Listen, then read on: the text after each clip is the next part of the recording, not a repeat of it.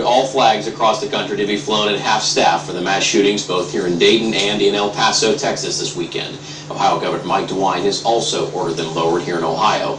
DeWine and other state and federal leaders were all in Dayton this afternoon. Lawmakers are now calling for legislation to make it harder for people to get access to assault-style weapons. State Republican Senator Peggy Lehner from Kettering tweeted today, "We must mourn today, but take action tomorrow. I pray that my colleagues in the Ohio legislature will join me in passing long overdue common sense gun legislation as soon as possible. Let's make America safe again." Earlier this afternoon, Senator Chuck Schumer called on Senate Majority Leader Mitch McConnell to call the Senate back for an emergency session. Senator Schumer said that the House passed universal background check legislation for guns should be put to the Senate for a vote immediately.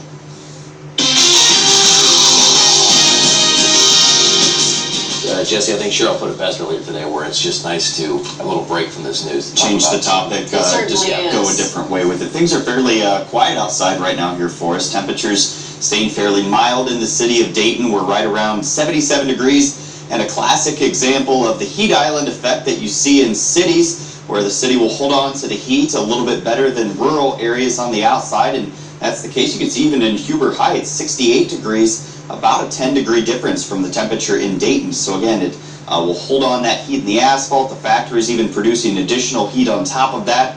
In Xenia, things looking fairly quiet there as well. Calm conditions, low dew point temperatures, and temperatures for most are right around 70 degrees. But again, the city of Dayton a bit warmer at 77.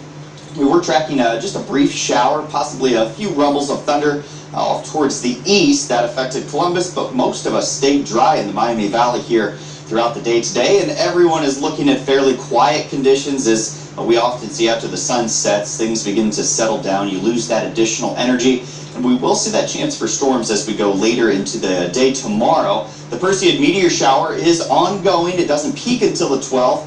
At that point, we'll see 80 meteors per hour. Overnight tonight, we're looking at near perfect conditions for that, so just take a peek off towards the northeast with mainly clear skies overhead. You could catch a glimpse of a few of those meteors flying across the sky. Low temperatures dropping down to about 65 degrees, so we're starting to see some warmer temperatures overnight as well as into tomorrow. 88 degrees for the high temperature, very similar to today. However, it's going to be slightly more humid, so you will feel more of that moisture in the air, and that could even spark up a few isolated showers and storms as we head into the afternoon hours. Futurecast picks up on that, especially right around 3 p.m. and shortly thereafter. Again, this is very isolated in nature, so by and large, many of us are staying dry. Just a few spots where you get one of those thunderstorms to bubble up, and as we head out into the evening hours, the sun sets once again.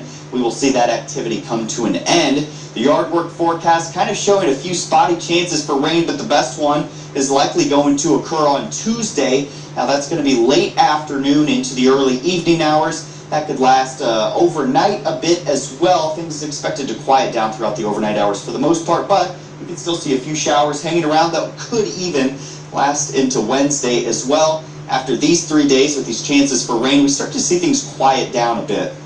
Now we are going to look at some humid conditions throughout Monday into Tuesday. A bit of a change for Wednesday. We're trying to cool down a bit, but the dry air finally does arrive back into the region once we get into Friday, setting us up once again for what is looking like a very nice weekend to come. That humidity dropping back off and temperatures right about near the average. So again, just a peek here Monday, isolated shower or storm, much better chance for rain to arrive later in the day on Tuesday night into Wednesday, and the sunshine expected to return by the time we get into Friday. Make sure you tune in to News Center 7's Daybreak Edition starting at 4:25.